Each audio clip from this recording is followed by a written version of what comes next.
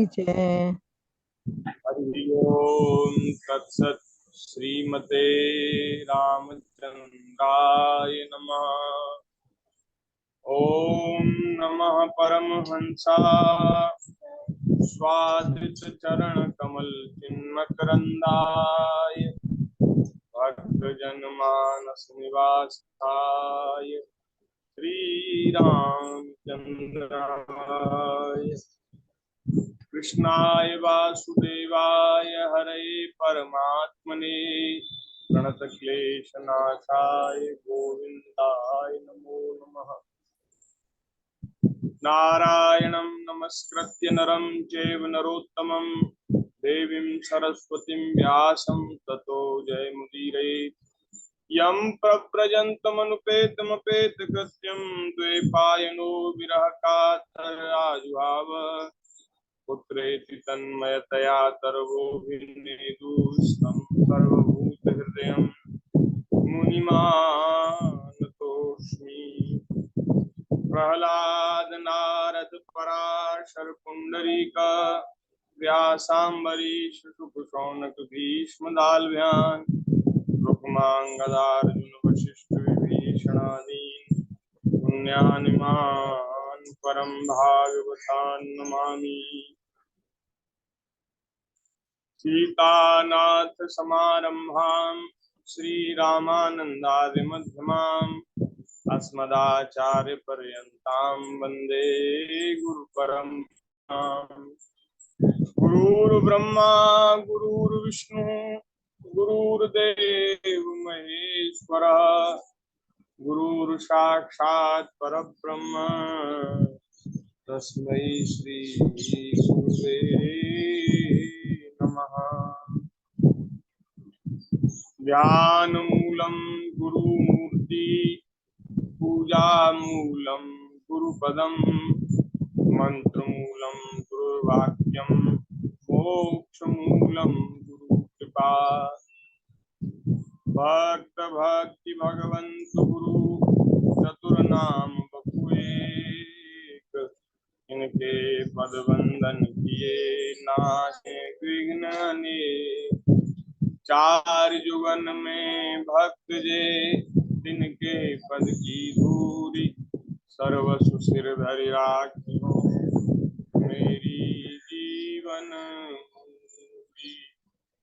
गोविंद जय जय गोपाल जय जय राधा रमण हरि गोविंद जय गोविंद जय जय गोपाल जय जय राधा रमन हरि गोविंद जय जय।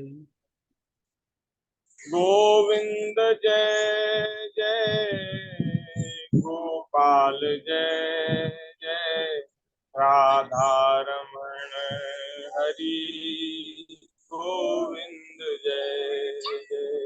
गोविंद जय जय जय जय गोपाल जय जय राधा राधा रमण रमण हरि हरि गोविंद गोविंद जय जय जय। जय।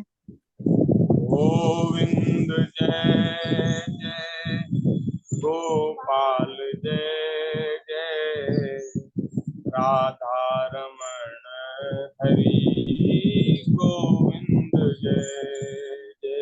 गोविंद जय जय गोपाल गोपाल जय जय जय जय राधा राधा रमण रमण हरि हरि गोविंद गोविंद जय जय जय। जय।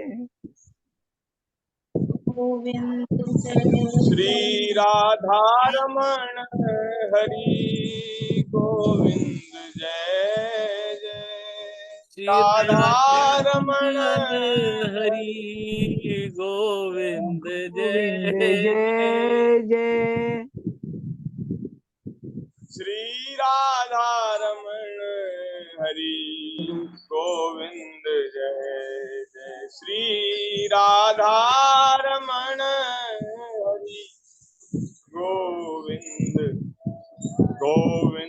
जय जय गोपाल जय जय राधा रमण हरि गोविंद जय जय गोविंद गोविंद जय जय गोपाल जय जय श्री राधा रमन हरि गोविंद जय जय श्री राधा रमण हरि गोविंद जय जय श्री राधा रमण हरि हरि गोविंद जय जय श्री राधा रमण लाल की जय श्री राधा वल्लभ लाल की जय जय श्री वृंदावन बिहारी लाल लाल की की जय जय श्री 84 कोस ब्रजमंडल धाम की जय श्री वृंदावन धाम की जय यमुना महारानी की जय श्री गिरिराज महाराज की जय श्रीमद् भागवत महापुराण की जय श्री सुखदेव जी महाराज की जय श्री परीक्षित जी महाराज की जय श्री सूत सौनक आदि की जय श्री नर नारायण भगवान की जय श्री भगवान श्री वेदव्यास जी महाराज की जय श्री सद्गुरुदेव भगवान की जय सब संत हरि भक्त की जय गौ माता की जय तुलसी माता की जय सत्य सनातन धर्म की जय जय जय श्री राधे श्याम जय जय हर हर महादेव। नारायण नारायण नारायण हरि शरणम भक्तवांछा कल्पतरु भक्तवत्सल शरणागत वत्सल दीनबंधु दया सिंधु असंख्य कल्याण गुणगण निलय अकारण करुणा मृणालय कृपा करुणा के समुद्र दीनबंधु दया सिंधु सच्चिदानंद घन स्वरूप परमात्मा श्री वृंदावन बिहारिणी बिहारी जी की महती कृपा करुणा से हम सभी को मनुष्य जीवन का सर्वोत्कृष्ट लाभ सत्संग श्रीमद् भागवत जी की मंगलमयी कथा के रूप से प्राप्त हो रहा है। हम सब बड़े भाग्यशाली हैं। आप सब अपने अपने घरों में बैठ करके भागवत जी की मंगलमयी कथा सुन रहे हैं और यहाँ ब्रज मंडल की पवित्र भूमि में ब्रज की पवित्र भूमि में बैठ करके श्रीमद् भागवत जी का आश्रय करके कुछ चर्चा करने का सौभाग्य हमें प्राप्त हो रहा है। ये श्री ठाकुर जी की बड़ी कृपा है। भागवत जी की कथा चल रही है, लगभग 2 महीने हो गए और हम तृतीय स्कंद में 23वें अध्याय में, आज 23वां अध्याय, उसकी चर्चा हमने कल भी करी थी, लेकिन कुछ चर्चा कल कुछ विस्तृत हो गई जिससे अध्याय पूरा नहीं हो पाया। किसी किसी दिन तो 2-2 3-3 अध्याय हो जाते हैं और किसी किसी दिन एक भी नहीं हो पाता पूरा। तो ऐसे ही है जहाँ जहाँ भगवान जिस ओर ले जाना चाहते हैं वहां ले जाते हैं। हम तो बस ऐसे बैठे हैं जैसे टेप रिकॉर्डर होता है ना, उसमें जैसी वो लगा दो, कैसेट लगा दो, वो ऐसे ही बजता है। तो टेप रिकॉर्डर की तरह बज रहे हैं। भीतर से बजाने वाले तो श्री ठाकुर जी हैं, गुरुदेव भगवान है। वही अंतःकरण में बैठकर जैसी प्रेरणा करते हैं ऐसे ही बजते हैं।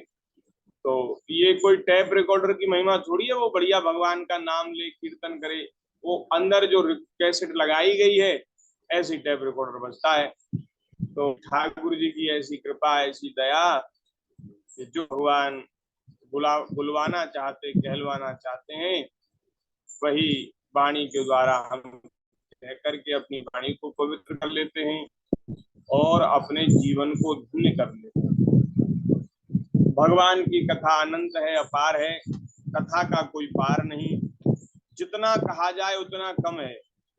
ठाकुर जी की महिमा, ठाकुर जी के गुण, ठाकुर जी का दिव्य प्रभाव जितना कोई कहे उतना ही कम है, पूरा नहीं पड़ता। वेद भी जिनकी महिमा का निरंतर गान करते हैं तो भी वो पूरा नहीं कर पाते, नेति नेति कह करके वे थक जाते हैं। तो हम लोग तो क्या कहेंगे, जैसी हमारी बुद्धि है, जैसा गुरुजनों से श्रवण किया है, जैसा ठाकुर जी की दया से समझ में आया है, वैसा कह करके अपनी वाणी को पवित्र कर रहे हैं। करदम जी और देवहूति जी का विवाह हो गया है। करदम जी जो हैं ब्रह्मा जी के पुत्र हैं और देवहूति माता श्री स्वयंभू मनु जी की पुत्री हैं। इन दोनों का विवाह संपन्न हुआ है। और हम कल निवेदन कर रहे थे कि देवहूति माता ने अपने गुणों से, महाराज अपनी सेवा से, प्रेम पूर्वक जो उन्होंने सेवा करी अपने पति की, उससे करदम जी को वश में कर लिया। करदम जी वनवासी एक ऋषि हैं, महात्मा हैं, संत हैं। देखो, जो ब्राह्मणों के लक्षण है ना, वही संतों के लक्षण है, वही साधुओं के लक्षण है। अगर कोई ब्राह्मण अपने धर्म का पालन करे तो वो साधु ही है, संत ही है, अपने आप साधुता आ जाएगी। तो ये ऋषि करदम जी महाराज भले ही गृहस्थ हैं, इन्होंने घर गृहस्थी बसा ली है, लेकिन बड़े जितेंद्रिय हैं, बड़े संयमी हैं, निरंतर भगवान के स्मरण में लगे रहने वाले, अपने सब नित्य नैमित्तिक कर्म बड़ी निष्ठा से, बड़ी सावधानी से करते हैं और निरंतर भगवान के ध्यान में, भजन में, स्मरण में लगे रहते हैं। महाराज विवाह के कई साल हो गए, विवाह हुए कई साल बीत गए, लेकिन इन्होंने अभी अपनी प्रिय पत्नी, और वे अत्यंत सुंदरी हैं, राजकुमारी हैं, मनु जी की प्रिय पुत्री हैं, राजकुमारी हैं, और इतनी सुंदर है महाराज कि एक बार ये अपने महल की छत पर अपने केस सुखा रही थी, बाल सुखा रही थी। महाराज इनका ऐसा सुंदर दिव्य स्वरूप कि इनके स्वरूप को देखकर महाराज एक गंधर्व विमान में बैठकर जा रहा था, वो महाराज इनके स्वरूप को देख करके मूर्छित होकर के पृथ्वी पर गिर पड़ा। ये छत पर थी, इनके सौंदर्य को देखकर वो मूर्छित हो गया, पृथ्वी पर गिर पड़ा, इतनी सुंदर है। और वे पत्नी रूप में करदम जी को प्राप्त हो गई हैं। आप विचार करिए, करदम जी महाराज जितेंद्रिय रहे होंगे, कैसे वीतराग, कैसे महाराज मननशील, कैसे महात्मा रहे होंगे।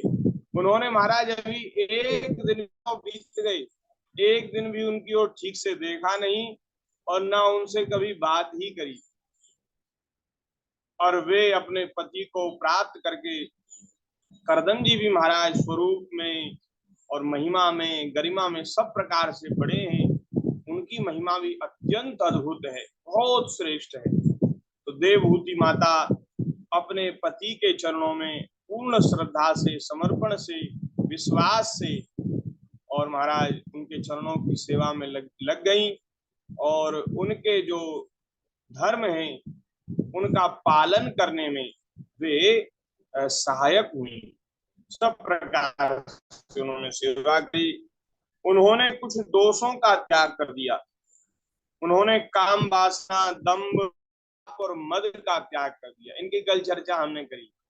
और कुछ गुणों को उन्होंने स्वीकार किया, और उन गुणों से संपन्न होकर के उन्होंने अपने परम तेजस्वी पतिदेव की सेवा की। और यहाँ एक शब्द है, उन्होंने उनको संतुष्ट कर दिया, अपनी सेवा से श्री करदम जी को संतुष्ट कर दिया।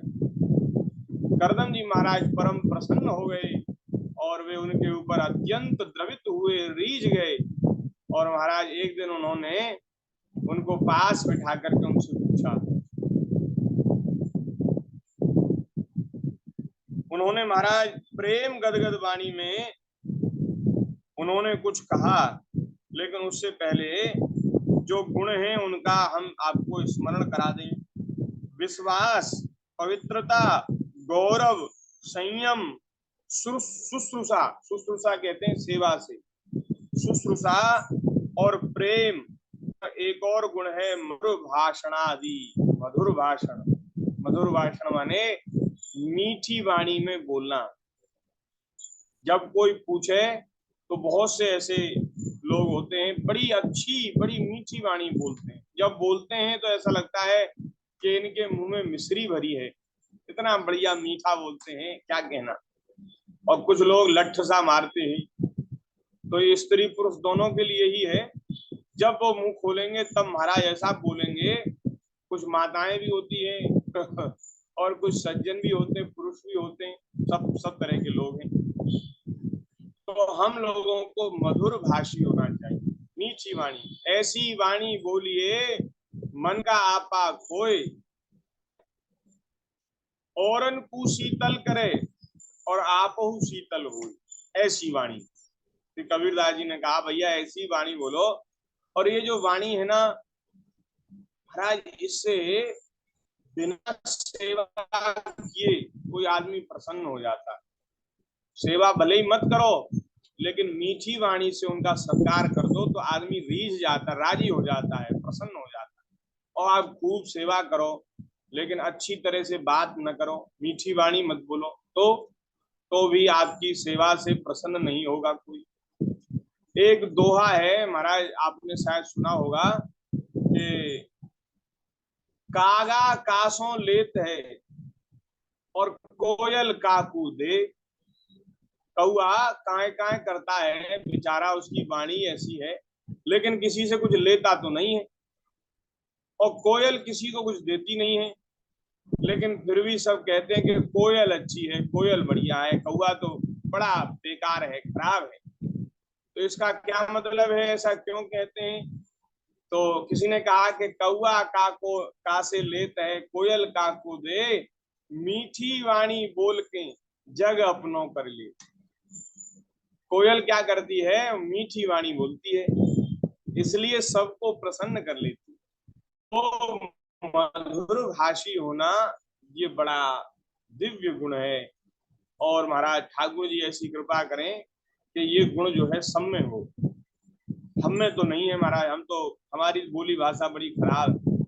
आप लोग तो समझ अच्छे बोलते हैं, लेकिन यहाँ हमारे अड़ोसी पड़ोसियों से, आसपास के लोगों से पूछो तो लोग बताएंगे कि पंडित जी बहुत खराब बोलते हैं कि जैसा व्यक्ति स्वयं होता है उसको सब लोग ऐसे ही दिखते हैं। आप सब लोग अच्छे हैं, अच्छे हृदय के, अच्छे स्वभाव के, इसलिए आप सब जगह अच्छाई देख लेते हैं। तो हम तो ये है, हम सच्ची बात कह रहे हैं, नहीं तो ऐसे बीच कथा में अपनी बात नहीं कहनी चाहिए। या मन में आई बात कि ये दोष हमें है, इसलिए हम इसको स्वीकार करते हैं। और भगवान ऐसी दया करें कि मधुर भाषी हो जाए। कभी कभी तो मन करता है कि मौन हो जाए, किसी से कुछ बोले ही ना। ऐसा मन करता है 8 दिन के लिए, 15 दिन के लिए, महीने भर के लिए मौन हो जाए। तो मौन होने से बड़ा लाभ है भाई। कम से कम मीठी बात कोई ना निकलेगी तो कम से कम कड़वा तो कुछ नहीं निकलेगा मुख में से। कड़वी भी बात नहीं निकलेगी, गाली नहीं निकलेगी, पर निंदा पर चर्चा नहीं निकलेगी। मन ही मन में जो कुछ चलता रहेगा सो चलता रहेगा। तो ऐसा मन करता है, और ठाकुर जी कृपा करेंगे तो ऐसा कभी करेंगे, 8 दिन के लिए, 15 दिन के लिए मौन होंगे। कथा में तो बोला करेंगे, आप लोगों को कथा सुनाया करेंगे तो बोला करेंगे इतने ही समय, बाकी मौन रहेंगे, किसी से नहीं बोलेंगे। तो ऐसी भगवान हम सब लोगों के ऊपर कृपा करें, मधुर भाषी हो जाए। और महाराज प्रेम, शुश्रूषा माने सेवा, और संयम, इंद्रियों का संयम, इन गुणों से श्री देवहूति माता ने करदम जी को संतुष्ट कर दिया, अपने वश में कर दिया। एक दिन महाराज उन मनु पुत्री उनको व्रतादि का पालन करने से दुर्बल हो गई बहुत। उनका शरीर एकदम ऐसा हो गया जैसे वनवासिनी स्त्रियां होती हैं, दुर्बल एकदम, सारा शरीर सूख गया, हड्डी दिखने लग गई, और ना कोई श्रृंगार है, ना कोई सुंदर वस्त्र है। वन में जैसे ऋषि मुनि महात्माओं की स्त्रियां रहती हैं, ऐसे रहती हैं। और जबकि ये राजकुमारी हैं, सब प्रकार के विषय भोग और सौंदर्य प्रसाधन प्राप्त थे, लेकिन यहाँ कैसा जीवन उन्होंने दिया। देखो कितनी ऊंची बात है, कितनी अच्छी बात है। नहीं तो महाराज स्त्रियां कहीं थोड़े दुख में पहुंच जाएं, वैसे तो सब पिता सोचते हैं कि हमारी बेटी सुख में जाए, लेकिन कहीं थोड़ी थोड़ी प्रतिकूलता जीवन में आ जाए, थोड़ा दुख आ जाए, तो वे उनका गुजारा बड़ा कठिन हो जाता है। वे महाराज बड़े ताने मारती हैं कि अरे हम अपने पिता के यहाँ ऐसे रहते थे, तुमने हमारे लिए किया ही क्या है, तुमने हमको दिया ही क्या है। नहीं, ये बड़ा भारी दोष है। आजकल ये लोग, ये तमाम तरह के दोष समाज में आ गए हैं, लेकिन पहले पूर्व काल के समय में अपने पति को ही अपना सर्वस्व मानती थी माताएं, पतिव्रता स्त्रियां होती थी। और हमारे देश में पतिव्रता नारियां हुई हैं, सत्यवादी पुरुष हुए हैं, सच्चे आचरण वाले, अच्छे आचरण वाले, सत्य बोलने वाले, और महाराज लोभ रहित दानी महापुरुष हुए हैं। इसलिए हमारे देश को, हमारे भारत भूमि को विश्व गुरु कहा जाता था। इसलिए कहा जाता था, बड़े बड़े महाराज दानशील, बड़े बड़े शरणागत वत्सल, और बड़े अतिथि अभ्यागतों का सत्कार करने वाले ऐसे पुरुष हुए हैं। अपने पति के लिए अपने जीवन को समर्पित करने वाली नारियां हुई हैं। इसलिए हमारे देश की महिमा गरिमा सारे विश्व में छाई हुई। तो ऐसे वन के, जंगल के परिवेश में रह करके उनका शरीर दुर्बल हो गया, और उनको व्रतादि का पालन करते हुए देखकर श्री करदम जी को दया आई, और उनके मन में बड़ा दुख हुआ। वे सोचने लगे कि देखो, ये राजकुमारी सब प्रकार की सुख सुविधा में रहती थी, लेकिन हमारे पास आकर इसको क्या मिला। ये तो हमारे गुणों पर न जाने क्यों लट्टू हो गई। नारद जी ने कुछ सुनाया वहां जाकर के मनु जी की सभा में, और ये हमारे गुणों पर लट्टू हो गई, रीझ गई बेचारी, बड़े बुरे चक्कर में फंस गई। मन में दुख कर रहे हैं, खेद कर रहे हैं, और वे सोच रहे हैं कि भाई इनको भी कुछ सुख मिलना चाहिए, जैसी इन्होंने सेवा करी है ऐसा सुख इनको मिलना चाहिए। तब करदम जी ने मनु नंदिनी श्री देवहूति जी से कहा कि हे देवी, तुमने मेरा बड़ा आदर किया है, मैं तुम्हारी उत्तम सेवा से और परम भक्ति से बहुत संतुष्ट हूँ। सभी देहधारियों को अपना शरीर बहुत प्रिय है और आदर अपने देह का होता है, लेकिन तुमने मेरी सेवा के आगे अपने शरीर को भी बिल्कुल छीण कर दिया। तुमने मेरी सेवा में ऐसा मन लगाया कि अपने शरीर की भी परवाह नहीं की। और महाराज, तुमने जिस प्रकार मेरी सेवा की है उससे मैं तुम्हारे वश में हो गया, और परम समर्थ हैं श्री करदम जी महाराज। करदम जी नहीं, हम तो ये कर रहे हैं, ये कह रहे हैं कि पति को संतुष्ट कर ले अपनी सेवा से, अपने प्रेम से, अपने गुणों से, तो उसके लिए भी संसार में कुछ भी दुर्लभ नहीं है, सब कुछ मिल जाएगा। जैसे पुत्र के लिए एक क्या रामचरितमानस में एक चौपाई आई है कि जो पुत्र अपने पिता को अपनी सेवा से प्रसन्न कर लेता है, संतुष्ट कर लेता है, उसको पृथ्वी के और स्वर्ग के सभी भोग प्राप्त हो जाते, सब कुछ मिल जाता है।